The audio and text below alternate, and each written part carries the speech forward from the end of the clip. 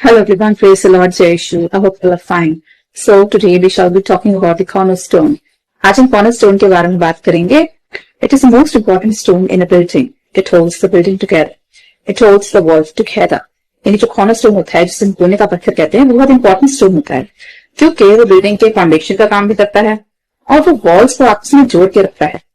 और ये जो स्टोन होता है कॉर्नर में लगाया जाता है और it is a very important stone in the building क्योंकि पूरी बिल्डिंग उस स्टोन पे खड़ी होती है और ये वॉल्स को जोड़ के रखता है. ये फाउंडेशन का काम करता है. और आज हम कॉर्नर स्टोन के बारे में बात करेंगे. Who's cornerstone in the Bible? यानी बाइबल में कॉर्नरस्टोन किसे कहा गया है? Yes, my dear friends, Jesus is the cornerstone because the entire Christian religion stands on Jesus. यानी बाइबल में कोने का पत्थर कॉर्नरस्टोन जीसस होता है क्योंकि पूरा क्रिश्चियन रिलीजन जो है वो यीशु मसीह पे टिका हुआ है. Jesus is the foundation of Christianity.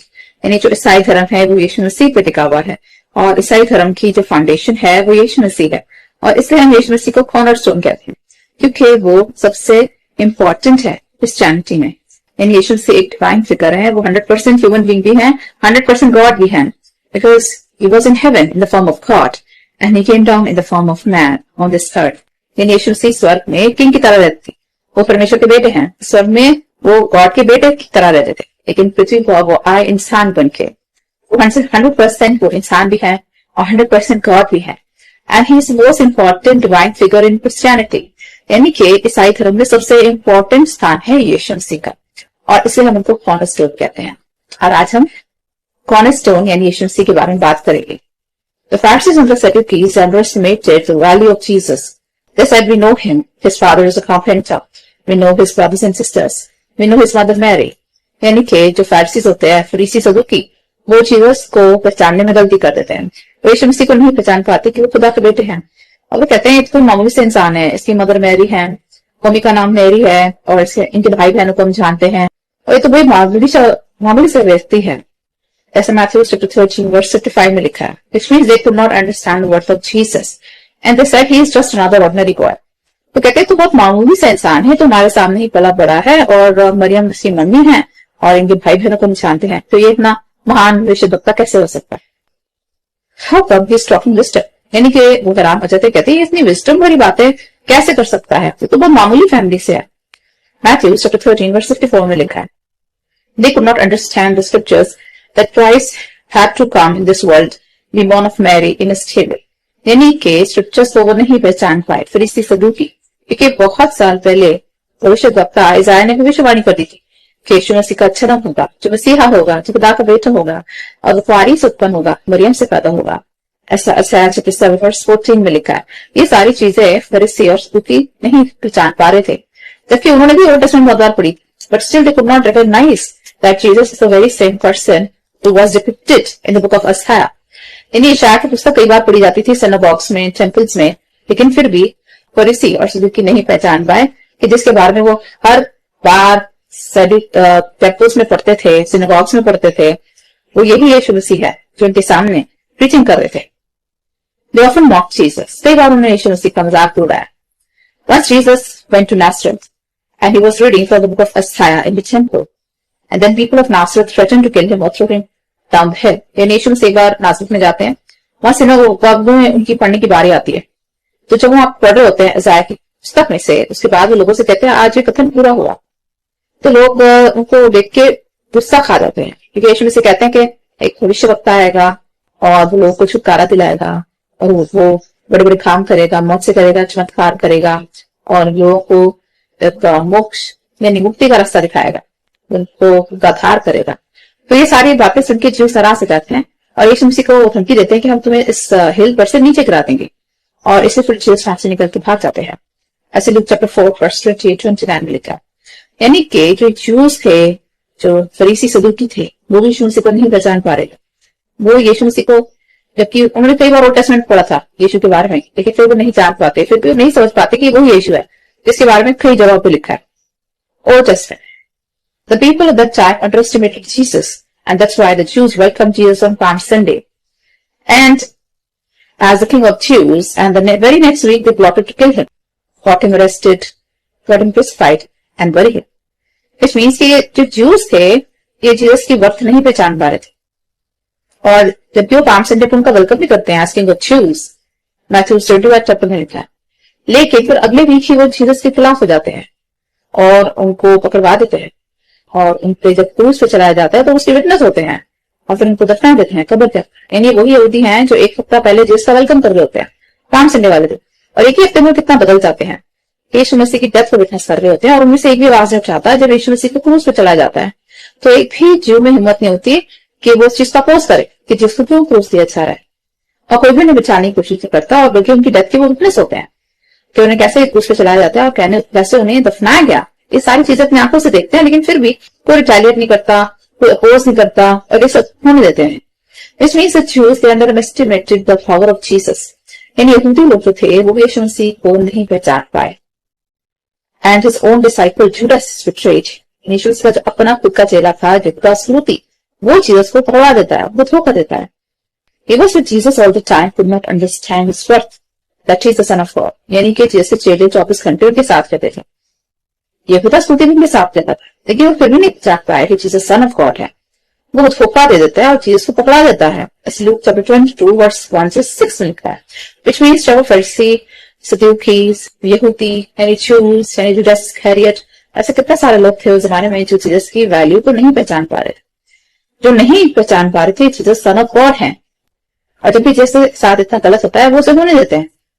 Sometimes it happens with us also. कई बार हमारे साथ भी ऐसा होता है। People they neglect us, they reject us, underestimate us, they call us negligible, they call us unworthy, good for nothing. हमारे साथ ऐसा कई बार होता है कि लोग हमें निगलेक्ट कर देते हैं, हमें नकारात्मक समझ के अलग कर देते हैं, हमें रिजेक्ट कर देते हैं, और कई बार लोग हमें नेग्लिजिबल कहते हैं, कई बार हमें अनवर्दी कहते हैं या गुड फॉर नथिंग। यानी लोग हमारी वैल्यू नहीं पहचान पाते और कहते तो नकारा है, नाकाबिल है, और ये कुछ नहीं कर सकता अपनी लाइफ में, ये पीछे रह जाएगा, और इसी कोई वैल्यू नहीं है, इसी कोई वर्थ नहीं है, इसे कुछ नहीं आता, ये ना समझ है, और ये किसी चीज के लायक नहीं है। और ऐसे करके फिर लोग हमारा रिजेक्शन कर देते हैं। But God knows your worth, लेकिन परमेश्वर आपकी वैल्यू जानते हैं। चाहे लोग हमें रिजेक्ट कर दे लेकिन परमेश्वर में एक्सेप्ट करते हैं। ये सॉल्व बाइंडिंग, यानी इज़ाया 43:1 में लिखा है, गॉड कहते हैं कि मैंने तुम्हें तुम्हारा नाम लेके पुकारा है। नहीं, परमेश्वर हमारी वैल्यू, हमारी वर्थ जानते हैं और हर इंसान को उसका नाम लेके पुकारते हैं। And he even knows the name of all the stars, यानी परमेश्वर जो है वो हर एक स्टार का नाम भी जानते हैं। यानी आप जो स्वर्ग में देखते हैं आपको हजारों, इनफैक्ट लाखों करोड़ों तारे दिखते हैं, और परमेश्वर को उनमें से हर एक सितारे का नाम तक पता है। विच मीन्स के पृथ्वी पर जितने लोग हैं हर एक का नाम परमेश्वर जानते हैं। अगर आप स्टार्स के बारे में पढ़ना चाहते हैं तो साम 47 वर्स 4 में लिखा है कि God knows every star by its name, यानी परमेश्वर हर सितारे को उसका नाम लेके पुकारते हैं। उसी तरह परमेश्वर हर मनुष्य का नाम जानते हैं।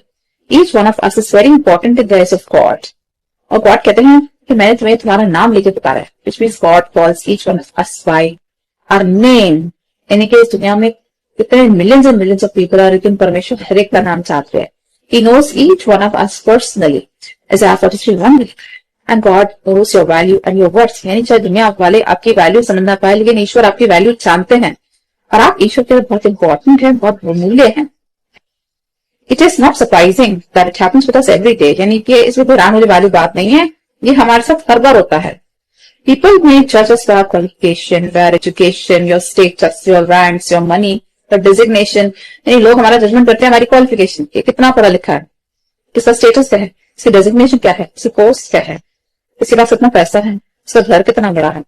अगर इन सब चीजों के बेसिस पे लोग हमारा जजमेंट करते हैं, यानी कि हमारा दौलत देखेंगे कि कम पैसा है, ज्यादा पैसा है, कि कौन सी पोस्ट है, बड़ी पोस्ट है, छोटी पोस्ट है, बड़ा घर है, छोटा घर है, रैंक क्या है, स्टेटस क्या है, कितना पढ़ा लिखा है, कम है, ज्यादा है। These are the things by which the people they judge around us, यानी कि हमारे जो आसपास लोग होते हैं हम इन चीजों के बेसिस पर हमारा जजमेंट करते हैं। But God knows that you are worthy, यानी परमेश्वर चाहते हैं कि आप उनकी निगाह में बहुत मूल्य है। And God never judge by these criteria, यानी ये जो क्राइटेरिया है वो इंसान का क्राइटेरिया, इससे खुदा इस क्राइटेरिया से हमें जज नहीं करते। The eyes of God all are equal. He gives rain and sunshine to both wicked and the righteous. यानी परमेश्वर की निगाह में हर कोई बराबर है, और वो अपनी जो बारिश है और जो सनशाइन है वो गुड पे विकेट पे हर एक बराबर की देता है। यानी परमेश्वर अच्छे बुरे लोगों पे बराबर की बारिश भी देता है और सनशाइन भी देता है। And in the eyes of God all the people are equal because he gives equal treatment to the righteous and to the wicked. यानी परमेश्वर एक धर्मी व्यक्ति को और एक बुरे व्यक्ति को एक जैसा ट्रीटमेंट देता है। वो बराबर की बारिश बरसाता है, धर्मी पे भी और बुरे व्यक्ति पर भी, और बराबर की वो सनशाइन भी देता है, धर्मी पर भी और बुरे व्यक्ति पर भी। अब परमेश्वर कोई पक्षपात नहीं करते, वो कभी भी डिविजन नहीं करते, कभी डिस्क्रिमिनेशन नहीं करते, कभी भेदभाव नहीं करते। He gives rain and sunshine to both the wicked and the righteous. At Matthew chapter 5 verse 45 में लिखा है। Once a Pharisee told Jesus to ask disciples for to heal him. यानी एक बार क्या होता है, जो डिसाइपल्स होते हैं ना, जीसस की प्रेजेस कर रहे होते हैं और जोर जोर से नारे लगा रहे होते हैं और जीसस की तारीफ कर रहे होते हैं। तो एक फरीसी आके जीसस से कहता है कि अपने डिसाइपल्स को बोलो कि तुम्हारी प्रेजेस ना करें। तो जीसस उसका रिप्लाई देते हैं, if they will stop the stones will speak. यानी कि उस टाइम पे लोग इतना जोश में होते हैं और सबके सब इतना ज्यादा सामर्थ्य भरे होते हैं, तो जीसस कहते हैं अगर मैं इनको मना करूंगा बोलने से तो ये पत्थर चिल्ला उठेंगे। That's the power of Jesus. That's the worth of Jesus. ऐसे लूक चैप्टर 19 वर्स 40 में लिखा है, The stone that builder rejected has become the cornerstone. The Lord has done this and it is marvelous in our eyes. यानी कि Jesus कहते हैं कि जिस पत्थर को लोगों ने एक बेकार पत्थर समझ के रिजेक्ट कर दिया, उसे गॉड ने कॉर्नरस्टोन बना दिया, यानी खोलने का पत्थर बना दिया। Which means कि जीसस को कई लोगों ने रिजेक्ट कर दिया, कुछ जूस ने रिजेक्ट कर दिया, वो फारसी सदूकीज ने रिजेक्ट कर दिया, लेकिन आगे चल के वो ही जीसस क्रिश्चियनिटी की फाउंडेशन बन गए और अब पूरी दुनिया में ईसाई धर्म फैल गया। यानी कि जीसस के अपने लोग, इसराइल के लोग, ज्यूज उनको मार देते हैं और अब जो क्रिश्चियनिटी जो है वर्ल्ड का सबसे बड़ा रिलीजन है और पूरे वर्ल्ड में जीसस के फॉलोअर्स हैं, उनको एक्सेप्ट किया जाता है और उन्हें लोग मानते भी हैं। And that's why it is said in Matthew chapter 21 verse 42, The stone that builders rejected has become a cornerstone. यानी वो इंसान जिसे ज्यूज ने एक मामूली पत्थर समझ के रिजेक्ट कर दिया, आगे चल के वो कॉर्नरस्टोन बन गया। यहाँ पर बात हो रही थी जीसस की, जिसे ज्यूज ने एक मामूली इंसान समझ के रिजेक्ट कर दिया और बाद में पूरी दुनिया ने उन्हें एक्सेप्ट कर लिया और हर जगह क्रिश्चियनिटी स्प्रेड है और पूरा वर्ल्ड आज जीसस को फॉलो करता है। और जबकि ज्यूज ने उनको रिजेक्ट कर दिया था, once he was rejected by Jews, but now he is accepted by the entire world and the entire world follows Jesus. यानी पूरी दुनिया यीशु मसीह को मानती है, उसको पूछती है और उसको फॉलो करती है, उनके डिसाइपल्स हैं। यानी कि यहाँ पे कॉर्नरस्टोन क्या होता है, what is the purpose of a cornerstone? It act as jointers in the wall. यानी कॉर्नरस्टोन जो होता है वो कोने का पत्थर होता है और वो दो वॉल्स को आपस में जोड़ने का काम करता है। यानी कॉर्नरस्टोन जो होता है वो कोने में लगता है और आपस में दो वॉल्स को वो पत्थर जोड़ता है। And whole building stands on it. और पूरी की पूरी बिल्डिंग उस कॉर्नरस्टोन पर खड़ी होती है, वो फाउंडेशन का काम करता है। और इसलिए जीसस को भी हम कॉर्नरस्टोन कहते हैं क्योंकि वो भी फाउंडेशन है हमारी। यानी जो मसीही धर्म है, जो ईसाई धर्म है, उसकी फाउंडेशन है जीसस क्राइस्ट। यानी पूरा ईसाई धर्म यीशु मसीह पे खड़ा है। The soldiers who killed Jesus did not realize that he is Son of God, but later when he died after the earthquake, the rock split, the dead rose, and then they realized that Jesus is Son of God. यानी यीशु मसीह की जब मृत्यु हो रही होती है क्रूस पर, तो तभी जो सोल्जर्स उनको मारे होते हैं वो नहीं रियलाइज करते कि वो सन ऑफ गॉड है, वो परमेश्वर के बेटे हैं। लेकिन जब यीशु मसीह की डेथ हो जाती है तो अर्थक्वेक आता है और पत्थर आपस में डिवाइड हो जाते हैं और बाइबल में लिखा है कि मुर्दे छूटते हैं और उसके बाद सोल्जर्स कहते हैं कि truly he is the sun of God. यानी वो कहते हैं सचमुच ये खुदा का बेटा था। मैथ्यू चैप्टर 27 वर्स 54 में लिखा है कि सोल्जर्स जो शुरू में जीसस को रिजेक्ट कर देते हैं तो क्रूस पे चढ़ा देते हैं, लेकिन उसकी मृत्यु के बाद वो भी रियलाइज करते हैं कि उन्होंने सन ऑफ गॉड को मार के बहुत बड़ी गलती करी है।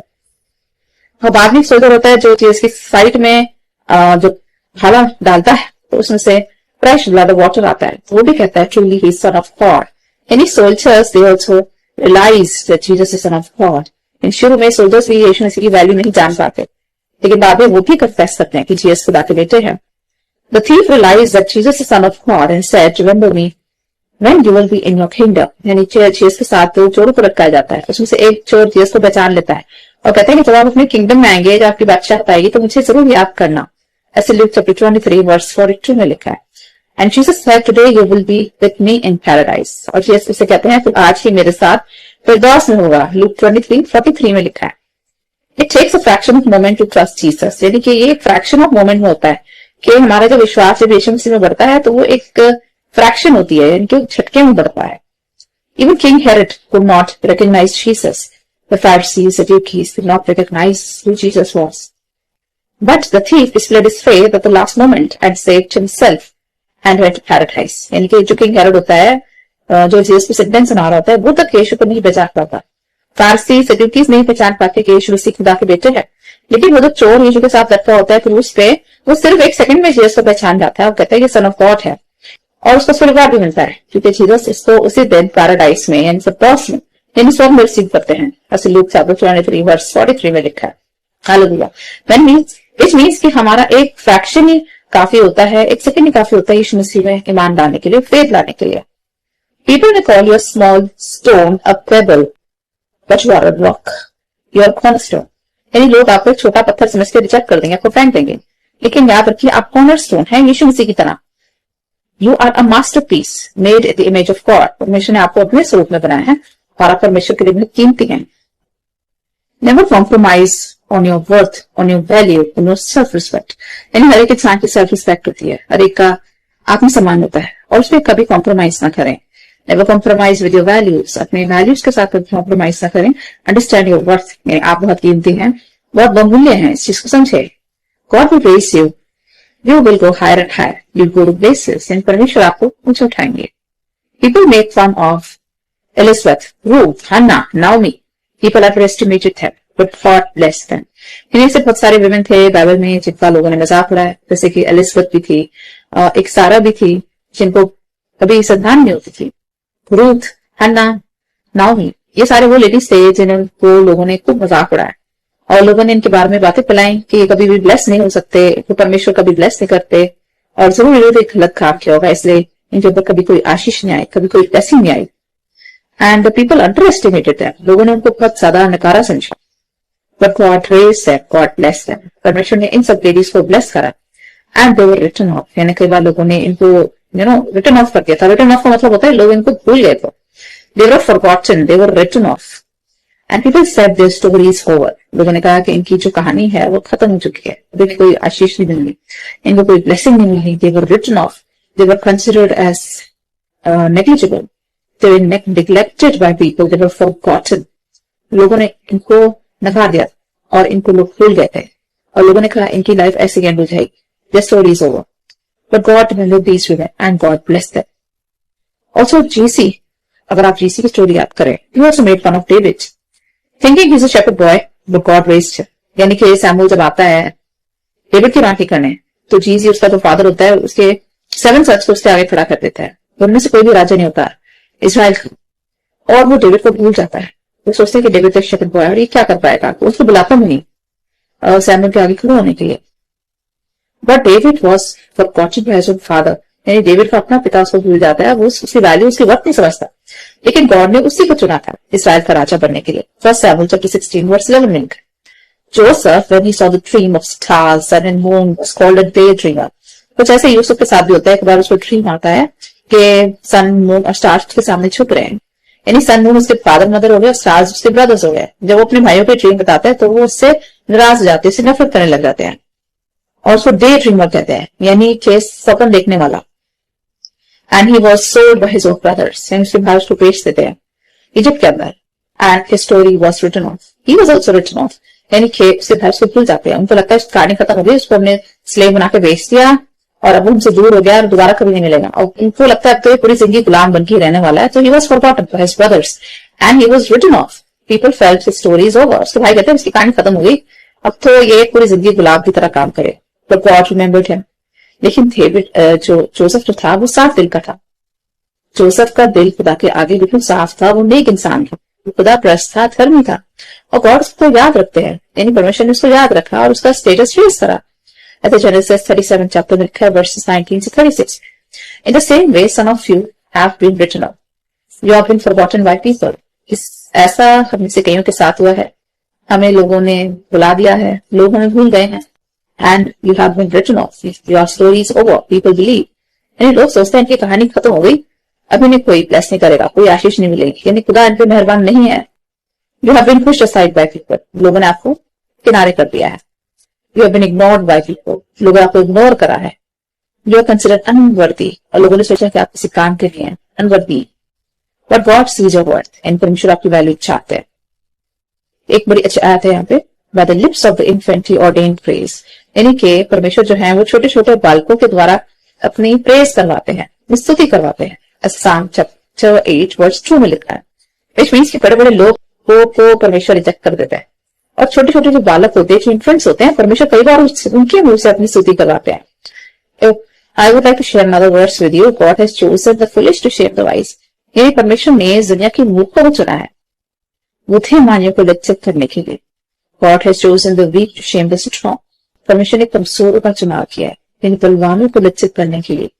बस Corinthians chapter 1 verse 27 में लिखा है, यानी कि जिन्हें दुनिया रिजेक्ट करती थी, परमेश्वर उन्हीं का चुनाव करते हैं उनको ऊंचा उठाने के लिए। और जो दुनिया का नजरिया है, परमेश्वर का नजरिया वैसा नहीं है। और जो दुनिया के स्टैंडर्ड से जज करने के, परमेश्वर के स्टैंडर्ड्स वैसे नहीं है। दुनिया जज करती है इंसान का चेहरा देख के, उसको दौलत देख के, उसका घर देख के, उसकी कितनी बड़ी कार है, कितना बड़ा घर है, कितना बड़ा स्टेटस है, कितना बड़ा जॉब है। ये दुनिया के स्टैंडर्ड से जज करने के, लेकिन परमेश्वर देखते हैं साफ सुथरा हृदय, एक साफ सुथरा मन, क्लीन हार्ट, प्योर स्पिरिट, एक अच्छी आत्मा। परमेश्वर अच्छी आत्मा को चुनते हैं अपने कार्यों के लिए। साफ दिल वाले मनुष्य को, व्यक्ति को, सभी व्यक्ति को चुनते हैं अपने कार्यों के लिए। And God praises them always. परमेश्वर का स्टेटस भी बढ़ाते हैं। God has not forgotten you, you are always on his mind. यही परमेश्वर को 24 घंटे आपका ख्याल है, वो आपको भूले नहीं है। इज़ाया चैप्टर 49 वर्स 15 में लिखा है कि मां भी तुम्हें भूल जाएगी, परमेश्वर कहते हैं मैं तुम्हें नहीं भूलूंगा। He cares for you. उसका आपका ख्याल है। He says, I will make rivers in the desert and ways in the wilderness. यानी परमेश्वर कहता है कि मैं वो परमेश्वर हूँ जो मरुस्थल में से भी रास्ता निकाल दूंगा। यानी जंगल जो होता है जहाँ कोई झाड़ा पसंद नहीं करता, वहां से भी परमेश्वर रास्ता निकाल देता है। जहाँ पे लोग जाकर भटक जाते हैं, यानी दुनिया में ऐसी कई जगहें जो मरुस्थल कहलाती है और जो जंगल होते हैं और जहाँ पे लोग भटक जाते हैं। जंगल में सब सारे पेड़ जैसे लगते हैं, तो कई लोग जब जंगल जाते हैं तो वो भटक जाते हैं। तो परमेश्वर कहते हैं I'll make way in the wilderness, यानी मैं जंगली स्थान में भी रास्ता बनाना चाहता हूँ जहाँ लोग भटक जाते हैं। And he says I will flow rivers in the desert, यानी गॉड कहते हैं कि मैं रेगिस्तान से भी नदियां निकाल सकता। यानी रेगिस्तान एक ऐसी जगह होती है जहाँ पानी की कमी होती है, जीरो होता है, वहां वाटर बिल्कुल ही जीरो क्वांटिटी में होता है। परमेश्वर कहते हैं मैं रेगिस्तान से भी नदियां बहा सकता हूँ और मैं जंगल से भी मार्ग निकाल सकता हूँ। Isaiah 43:19 में लिखा है, यानी कि जब हमें लगता है सारे रास्ते बंद हो गए, कुछ नहीं हो सकता, अब हमारी किस्मत कभी नहीं चमकेगी, हमेशा हमारा रास्ता भी ऐसा ही होना है, मतलब हमारी लाइफ की स्टोरी खत्म हो गई है, अब कोई ब्लेसिंग नहीं आने वाली है, कुछ नहीं होने वाला, हम ऐसे मर जाएंगे बिना किसी ब्लेसिंग की, बिना किसी आशीष के। तो परमेश्वर कहते हैं कि मैं वो परमेश्वर हूँ जो जंगल से भी मार्ग निकाल सकता है और जो रेगिस्तान में भी नदियां बहा सकता है। इसमें जब हमें लगता है कि कुछ खत्म हो गया, तो हमारी आखिरी उम्मीद किसमें होती है? परमेश्वर में होती है। He is a God who can take water out of rock, यानी ये वो परमेश्वर है जो चट्टान से भी झरना बहा सकते हैं, which means God can do the impossible. Psalm 105 verse 41 कहती है कि हमारा परमेश्वर वो परमेश्वर है जो चट्टान से भी झरना बहा सकता है, चट्टान से, रॉक से भी पानी निकाल सकता है। Nothing is impossible in the eyes of God. Luke 1:37 कहता है परमेश्वर की निगाह में कुछ भी संभव नहीं है। But everything is possible to the one who believes. Perhaps we have to learn how to believe. हमारी सिचुएशन कितनी भी खराब क्यों ना, हमें विश्वास करना सीखना है परमेश्वर में, और विश्वास के लिए सब कुछ संभव है। बाइबल बताती है, मार्क 9:23 में लिखा है, Where there is no hope, God brings hope in that situation, like Lazarus. यानी कि जहां डेड सिचुएशंस होती हैं, परमेश्वर वहां उम्मीद यानी होप लेके आते हैं।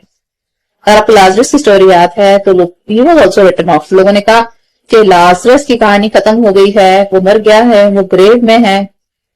The story of Lazarus ended in grave, यानी कि लाजर जो था वो ग्रेव तक पहुंच गया था, वो मर गया था और ही वाज रिटन ऑफ। लोगों ने कहा अब तो कहानी खत्म, अब तो इसकी डेथ हो चुकी है। बट जीसस रेज्ड, यानी परमेश्वर ने उसे दोबारा जीवित किया। जॉन चैप्टर 11 वर्स 38-44 में लिखा, praise the Lord. Disciples thought Jesus is dead, all is over. यीशु मसीह की जब मृत्यु हो जाती है, चलो यही सोचते हैं अब तो जीसस की डेथ हो गई, अब क्या होगा, सब कुछ समाप्त हो गया। जो दुनिया को इतनी होप किया था, इतनी उम्मीद देने आया था, उद्धार देने आया था, उसी की मृत्यु हो गई, अब क्या होगा, चलो तो लगता है सब कुछ खत्म होगा। But God raised him on third day, ऐसे ल्यूक चैप्टर 24 में लिखा है वर्स 1 से 8 में, यानी कि परमेश्वर ने जीसस को तीसरे दिन दोबारा से जिंदा किया और ये बताया कि यीशु मसीह खुदा के बेटे हैं और मृत्यु उन्हें नहीं रोक पाई। God calls impossible things as if they exist, यानी परमेश्वर जो चीजें एक्सिस्ट भी नहीं करती उसको नाम लेके पुकारते हैं जैसे कि वो एक्सिस्ट करती है। विच मीन्स जो चीजें एक्सिस्ट नहीं करती, मैं आसपास नहीं दिखती, उनकी आशीष आने वाली है, वो हम नहीं देख पा रहे, लेकिन परमेश्वर उनको देखते हैं। परमेश्वर को मालूम है आप जिंदगी में कौन सी आशीष मिलने वाली है। Which means we cannot see our future, we don't know what lies ahead, but God sees the future.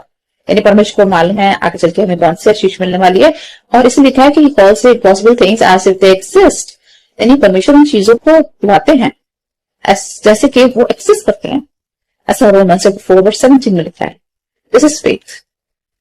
Today, if you think that your story is over, like Lazarus, remember, God is rewriting your story. अगर आपको लगता है आपकी कहानी Lazarus की तरह खत्म हो गई है ग्रेव के अंदर, तो ये मत भूलिए कि परमेश्वर आपकी कहानी दोबारा से लिख रहे हैं.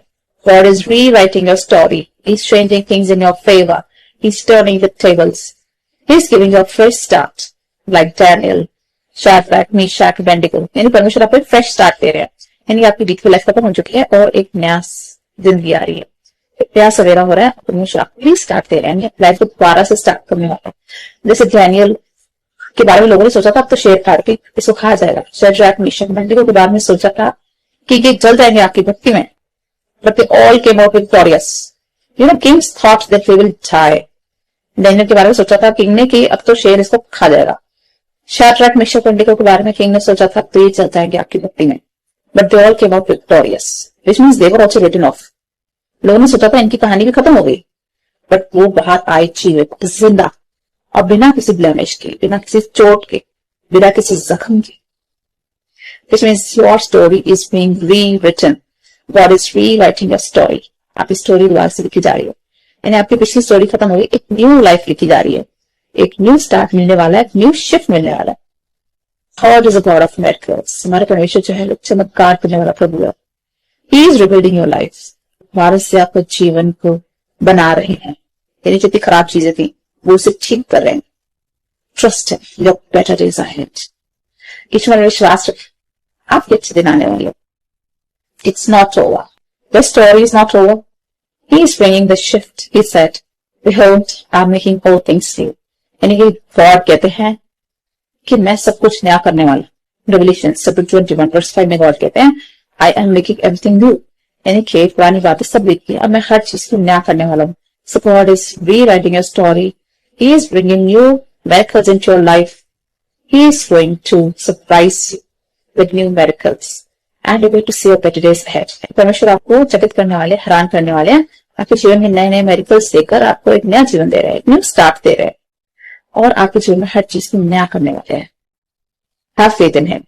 I would like to pray for all of you. Heavenly Father, we come before you with our prayers. Father God, we thank you so much for this beautiful message that you gave us today, that you are a cornerstone. Oftentimes people also reject us, treating us as a small pebble. But we may always remember that you are a cornerstone, so we are your children, and we too are a cornerstone. Father God, we believe that you're going to give us a new start. Father God, we believe that you're going to change our lives, that you're going to bring a fresh outpouring of the anointing on each one of us. You're going to bring fresh miracles on each one of us, and we're going to see our better days ahead. For you said in the Bible, behold, I'm making all things new. Father God, we pray for all the viewers who are watching this video. We place the viewers at your feet. We apply for you back to all the viewers, Father, that you're going to bless each one of them abundantly. Father God, bless everyone, fulfill the desires of them, fulfill all the plans and dreams. Bless all the children who are seeking admissions in their colleges. Father God, give them the desired colleges and help them to pass their entrance exam. Pray for all the elder people who are looking for jobs, Father God. Bless them with good jobs. We pray for all those, Father God, those who are seeking any financial breakthrough, for all those who are seeking any kind of opportunities, for new doors for them, for new opportunities for them, Father God. Give them breakthroughs in their lives, Father. We pray for the middle-aged and for the old-age people that you will bless them with good health, long life, Father God. Bless all the work of their hands, bless all their endeavors. Father God, we pray for all those who are sick. Bless them with supernatural healing, Father God. Bless every organ, every bone, every tissue. Raise them, Father God, from their bed of affliction. We pray for all those who are facing any kind of hindrance or obstacles in their lives. Remove all hurdles from their lives. And we also pray for all those who are at the clutches of the devil. Remove all the clutches. Deliver them from the hands of the devil, Father God. And we also pray for everyone who is in depression, who have lost hope, Father God. Bless them with a new start. Bring a new hope in their life. For you said of blood to prosper you, not to harm, to give you a hope and future. Bless everyone with a bright future, Father God. We pray for the less fortunate, the needy, we bless. Father God, bless each one of them.